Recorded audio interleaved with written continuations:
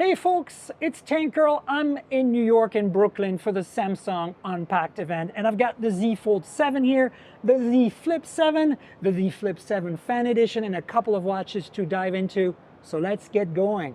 So this is the Z Fold7. This is the super thin folding phone from Samsung. Really, really cool, as you can see. Finally caught up with the Chinese phones. This is an 8.9 millimeter phone when shut, and 4.2 millimeter phone when open. So it's really, really thin, really great. 8-inch screen internally, 6.5-inch screen externally, right? So it's actually a lot bigger than previous Galaxy Folds. And look at how thin this is. This is incredibly thin, right? And as they say, as thin as a USB-C port, you can see there. Now, let's talk about the specs and the innards, because this thing is very, very interesting. Snapdragon 8 Elite, of course, you're going to get the best chip possible. In terms of storage and RAM, you get 12 gigs of RAM or 256 gigs of storage, 12 gigs of RAM or 512 gigs of storage, and 16 gigs of RAM or 1 terabyte of storage in this phone. Under the hood, there's a 44,000 milliamp hour battery. Not the biggest size battery, to be honest, a little concerning there. Clearly, Samsung has not gone to a silicon carbon battery. The displays are LTPO AMOLEDs up to 120 Hertz. As I said, 6.5 on the front, 8 inches inside, big displays, you know, and also you can't see too much of a crease, as you can see here. This is actually very nice. Let me actually turn the power off so you can actually see that there's very little crease. Now, these phones are brand new, but still, it's very impressive. And then finally, cameras are interesting. Notice that there is no under display camera here. This is a 10 megapixel regular punch hole camera. And then the 3 cameras in the back are basically a medley of what we found in the Galaxy S25 Edge and in the Galaxy Z Fold before. So you got a 12 megapixel ultra wide with autofocus, 200 megapixel main camera with OIS, and this is a bit weird, a 3x 10 megapixel telephoto with OIS. Now, that big sensor, 200 megapixels, should be able to have no issues zooming in beyond 3x, up to 5x or so. So it's a bit weird that we only get a 3x telephoto. I thought a 5x would make more sense. But you know, Samsung calls this an ultra-level device, so we're supposedly getting ultra-level camera performance. Other interesting details about this is the Samsung logo here on the hinge is very, very nicely done. And then, you know, you can really see the thickness here as I rotate around. Again, 8.9 centimeters. This is definitely the star of the show. 4.2 millimeters. That camera bump, though, is pretty big. But as you can see, this is a beautiful device. It comes in multiple colors, of course. We got this gray one here. There's also this beautiful aqua greenish color that's available. So of course this running One UI 8. This is the latest version One UI. You got that little pill down here that tells you what's going on for the day. It's very much an evolution on One UI 7 we saw previously, and it's got a ton of AI features. You know, if you read my review of the Galaxy S25 Edge, you'll see that the AI features and the software is pretty much the same. But of course, you now have more screen real estate with this 8-inch display, and that's going to make a big difference. IP rating on this is IP58, which isn't too bad. And Samsung says it's very durable. You know, we've got the ceramic glass 2 in the front, Victus 2 in the back. We've got a titanium hinge, of course. So yeah, this is a very, very, very solid effort from Samsung. Finally catching up with the Chinese competition in terms of size, thickness, form factor, hardware specs. You know, you still get wired and wireless charging. Very cool phone. Quick close-up on the fingerprint sensor here. There you go, folks, the Galaxy Z Fold 7.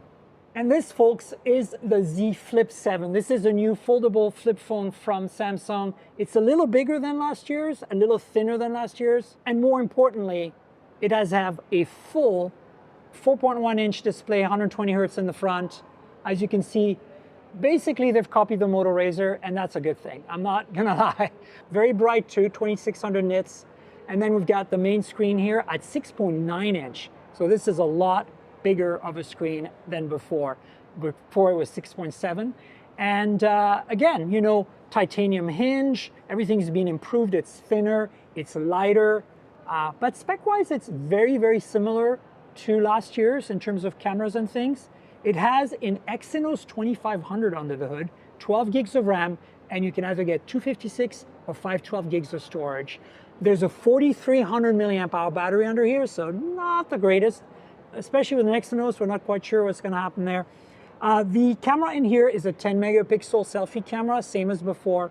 In the back here, you've got the same camera system as before. Here again, you know, a lot of this is going to be the same. You've got a 50 megapixel main with OIS and a 12 megapixel ultra wide. And as you can see here, the same ports as before. There's no special AI key or anything. We still just have the buttons here. You know, so like nothing's changed too much. Samsung logo, of course, on the hinge, and that kind of blocky design. What is nice though is that the bezels are thin, and you know, even on that front display, might possibly be thinner bezels than the Moto. Actually, I think they might be thinner than the Moto, although the Moto is curved, so it's kind of hard to tell. But yes, this is the Z Flip 7, and it's running, of course, One UI 8 with all the AI features, and yeah. And this is the Z Flip 7 FE, FE for Fan Edition. And as you can see, it looks exactly the same as last year's Z Flip 6. Same chassis, same form factor, same 3.4-inch display with a weird cutout, right? This is the same setup. Basically, you're getting a more affordable phone at $899 for this one. You're getting 8 gigs of RAM and 128 gigs or 256 gigs of storage on this. You get an Exynos 2400 in this phone, which is interesting. And again, 6.7-inch LTPO AMOLED, 120 hertz, 3.4-inch display in the front.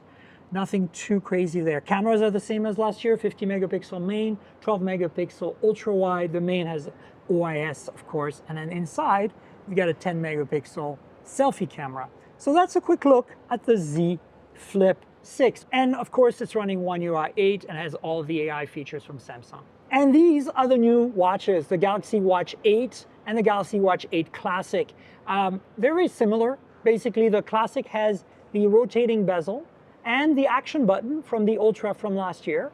And then the regular one is just a regular watch. You know, of course, they're bringing a whole bunch of new sensing and AI features. Unfortunately, we weren't told too much about these watches, so you'll have to check out my content to find out more. But I just wanted to give you a quick look at them on video so you can see what they are like. Again, a bunch of sensors. Really happy to see this bezel that spins coming back, lets you access a bunch of functionality, kind of like the crown on the Apple Watches. And here, as you can see, the sensors are the same on both. There's LTE versions, there's Wi-Fi versions. So yeah, that's basically the Watch 8 and the Watch 8 Classic. So folks, the Z Fold 7 starts at $1999 for the 256 gig version. And the Z Flip 7 is $1099 for the 256 gig version. And finally, the Z Flip 7's Fan Edition is $899 for the 128 gig version.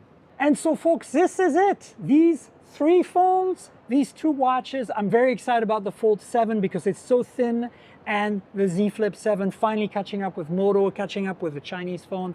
So read my story on hothardware.com. And remember, this video is a supplement to my podcast at mobiletechpodcast.com. Please subscribe. And if you want to hear more about these devices, listen to the podcast. So folks, don't forget to support me on Patreon, patreon.com/tankgirl, that's TNKGRL. You can get a video version of the podcast where you can find out more about these 2 phones and the other devices that I showed you today. So check it out, patreon.com/TNKGRL. And remember to like, subscribe, tell your friends, and click the bell below for more videos.